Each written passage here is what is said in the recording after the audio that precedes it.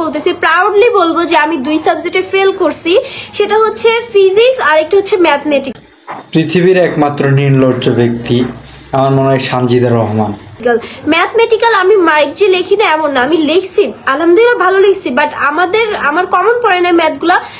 তার একটু মাত্র বিন্দু মাত্র একটু লজ্জা যদি থাকতো, বিন্দু মাত্র একটু যদি খারাপ লাগা থাকতো, ওর মা বাবা যে পারিবারিক শিক্ষা থাকতো, অনলাইনে এসে যে নিজের রেজাল্ট খারাপ হইতেই পারে, মানুষ খারাপ করতেই পারে, অথবা তার খারাপ লাগতেই পারে, স্বাভাবিক, রেজাল্ট খারাপ করছে এসএসসি পরীক্ষা মতো তার পরীক্ষা, তার এইভাবে অনলাইনে এসে মা সহ এর ব্যাখ্যা দিচ্ছেন, জনগণরে মাঝে তুলে ধরছেন, মানে সাথে সাথেই এই জিনিসটা তার মাথায় একটু ক্যাচ করে নাই যে এই মুহূর্তে কি, এই মুহূর্তে এমন শুরু করার কি আছে, একটু পরে তো করা যায়।